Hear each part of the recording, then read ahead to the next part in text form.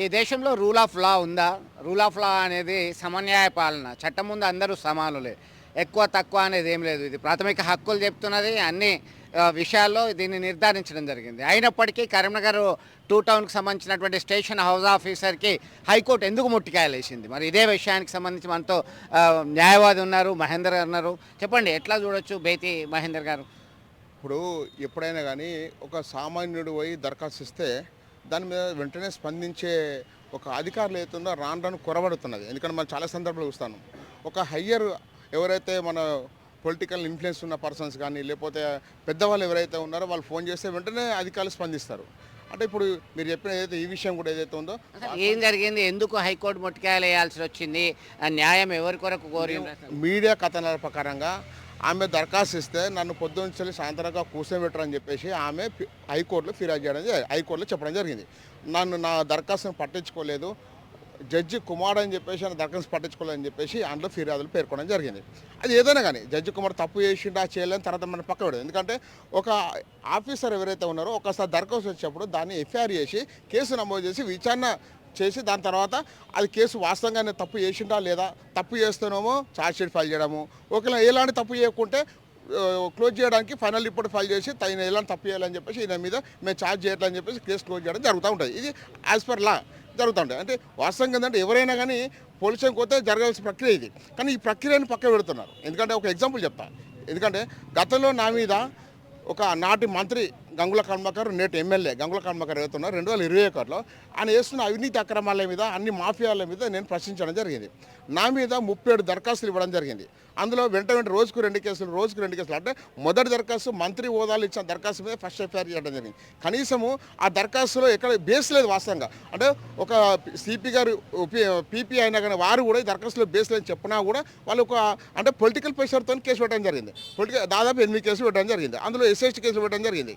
అంటే ఒక మంత్రి పొలిటికల్ లీడర్లు చెప్తే వెంటనే ఎఫ్ఐఆర్ చేస్తారు. అలా అసలు కాన్ఫిడెంట్ ఎవడో నాకు తెలియదు వాస్తవంగా. అంటే ఆ రకంగా ఉన్నారు పోలీసు అధికారులు ఆనాడు. ఇప్పుడు జరిగినటువంటి సరే మీ విషయంలోనే జరిగింది, కంప్లైంట్ చేయడం వల్ల నిజాలు పక్కన పెట్టేసి కేసు ఫైల్ చేశారంటున్నారు. తాజాగా జరిగినటువంటి పరిణామాల నేపథ్యంలో ఒక లేడీ పోలీస్ స్టేషన్కి వెళ్ళింది. దాదాపు ఉదయం నుంచి 4 గంటల వరకు కూడా నిల్చున్నది. ఆమె ఫిర్యాదు చేస్తా అంటే కూడా తీసుకోలేదు. అసలు తీసుకోకపోవడానికి గల కారణం ఏంటి? ఇన్ఫ్లుయెన్స్ ఉండడం అనేది వాస్తవంగా ఏంటంటే ఆమె పొద్దున్న నుంచి సాయంత్రం 4 గంటల దాకా ఉందని చెప్పి చెప్పడం జరిగింది. పోలీస్ స్టేషన్లో సీసీ కెమెరాలు ఉంటాయి. నిజంగా సీసీ కెమెరాలో ఆమె అంత టైం ఉందా లేదని చెప్పేసి హైకోర్టు కూడా అన్ని విషయాలు పరిశీలించిన తర్వాతనే వాళ్ళు ఒక నిర్ణయం చెప్తూ ఉంటారు. కాబట్టి ఆ నిర్ణయాన్ని మనం ఎవరైనా సరే అంటే జడ్జిలైనా కానీ అడ్వకేట్లైనా కానీ సాధారణ ప్రజలు కానీ ఎవరైనా దాన్ని స్వాధించాల్సిందే. కాబట్టి హైకోర్టు మొట్టికాయలు వేసింది అంటే అందులో 100% కొద్దిగా తప్పు ఉంటుంది. ఎందుకంటే హైకోర్టు మొట్టికాయలు వేసింది ఎవరు జీపీ కానీ వీళ్ళందరూ కూడా దాని విషయంలో మాట్లాడుతున్నారు. కాబట్టి మరి అమ్మాయి నిజంగానే తప్పుడు దరఖాస్తు ఇచ్చిందా లేకపోతే ఇంకేదైనా లోపల పెట్టుకొని దరఖాస్తు ఇచ్చా అని చెప్పేసి పోలీసులు ఎఫ్ఐఆర్ చేసి ఎంక్వైరీ చేయాలి. ఎఫ్ఐఆర్ చేసినంత మాత్రాన్ని వెంటనే చర్యలు తీసుకోవాల్సిన అవసరం లేదు. ఎంక్వైరీ చేసినాక అతను తప్పు చేస్తేనే చర్యలు తీసుకోండి, తప్పేం లేదు అలా. కానీ ఇక్కడ జరుగుతున్న విషయం ఏంటంటే హయ్యర్ అఫీషియల్స్ కానీ లేకపోతే హయ్యర్ పొలిటికల్ లీడర్స్ కానీ కొన్ని ప్రాబల్యం ఉన్న వాళ్ళ కేసులు ఏవైతే ఉన్నాయో పోలీస్ స్టేషన్కి పోతే వాళ్ళు తాసారం చేస్తున్న మాట వాస్తవం. ఇది ఎవరైనా జగన్ సత్యం. కానీ నేడు ఏదైతే ఇప్పుడు గతంలో కొద్ది రోజుల నుంచి చూస్తూ ఉన్నాం మనం, సిపిఎస్ అభిషేక్ మహంతి గారు చాలా మంచి పరిపాలన మరి మంచి ఒక నిర్ణయం తీసుకుంటూ ఉన్నారు. మరి వారి దృష్టికి ఏందో తెలియదు. ఎందుకంటే వాస్తవంగా చాలా పోలీస్ స్టేషన్కి దరఖాస్తు కూడా వాళ్ళ దృష్టికి పోవట్లేదు. ఫర్ ఎగ్జాంపుల్ ఒక చెప్తా, మొన్న రీసెంట్గా మన తీగల బ్రిడ్జి దగ్గర ఒక అతను ఏదో షాప్ పెట్టుకుని అప్పుకుంటా ఉన్నాడు. రాత్రిపూట వచ్చి కొంతమంది విచ్చలవిడిగా మందు తాగి అతని సెల్ ఫోన్ కూడా పలగొట్టడం జరిగింది. ఆ సెల్ ఫోన్ పలగొట్టిన విషయం కూడా సీఏ గారికి స్థానిక సీఏ గారు ఎస్ఐ గారికి తెలిసినా కూడా దాన్ని ఎఫ్ఐఆర్ చేయలేదు.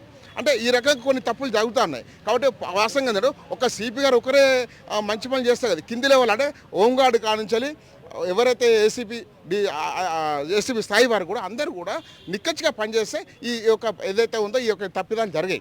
ఒక్క అధికారి మంచిగా పరిపాలన చేస్తే మాత్రం మిగతా అధికారులు మాత్రం వాళ్ళు పోలీస్ స్టేషన్లో వాళ్ళు ఏం చేస్తున్నారో విషయం సిపి గారు అబ్జర్వేషన్ చేయాల్సిన పరిస్థితి ఉంటుంది. ఇంకా మనం ఎవ్రీ మంత్ క్రైమ్ మీటింగ్ జరుగుతూ ఉంటుంది. క్రైమ్ మీటింగ్లో కూడా సిపి గారు ఇవన్నీ చెప్తూ ఉంటారు. కానీ మళ్ళీ కింద అధికారులు కొంతమంది ఏదైతే ఉందో ఈ పొలిటికల్ ప్రెషర్తో వాళ్ళు ఎఫ్ఐఆర్ చేస్తలేరు. దానివల్ల సిపికి మచ్చగలుగుతాయి. ఎందుకంటే కామన్గా ఇప్పుడు ఆమె పోయి దరఖాస్తు ఇవ్వడం జరిగింది. సిపి కూడా నోటీస్ వస్తాయి కదండి, హోంశాఖ వారికి ఇస్తారు, ప్లస్ సిపి గారు కూడా దరఖాస్తు ఇస్తారు. వీరు కూడా నోటీస్ వస్తాయి అకౌంట్ నుంచి. కాబట్టి అందుకే నేను ఏమంటే ఏ అధికారైనా కానీ నిక్కచ్చిగా పొలిటికల్ ప్రెషర్ కానీ లేకపోతే హయ్యర్ అఫీషియల్ ప్రెషర్ కానీ చూడకుండా ఆ అమ్మాయి వచ్చి దరఖాస్తు ఇచ్చినప్పుడు దాన్ని స్వీకరించి దాన్ని ఎఫ్ఐఆర్ చేసి దాన్ని విచారణ చేసినాకనే చర్యలు తీసుకోండి. కానీ తప్పిదాలు జరగకుండా చూసిన అధికారులు ఏవైతే ఉన్నారో సిఏ కానీ ఎస్ఐ కానీ ఇంకా ఆర్ఎస్ అధికారులు కానీ వాళ్ళు మాత్రం మార్పు చెందాలని చెప్పి నేను కోరుకుంటా ఉన్నాను.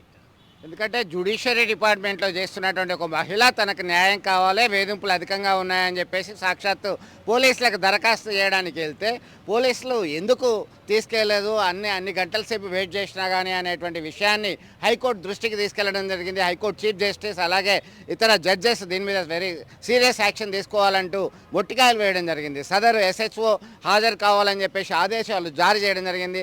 చట్టం ముందు అందరూ సమానులే అయినప్పుడు ఈ హైరార్కీ సిస్టంలో కేవలం ఒకరిద్దరు ఆఫీసర్లు కాదు, కింది స్థాయి నుంచి పై స్థాయి వరకు ఈ చట్టాన్ని గౌరవిస్తూ వాళ్ళ రూల్స్ అండ్ రెగ్యులేషన్ ఇంప్లిమెంట్ చేసినప్పుడు మాత్రమే న్యాయం ఉంటుంది. తన విషయంలో సైతం గతంలో జరిగినటువంటి అనుభవాలని మనతో చెప్పుకుంటున్నటువంటి పరిస్థితి. వీడియో జర్నలిస్ట్ సుమంత్తో కలిసి చంద్రశేఖర్, RTV, కరీంనగర్.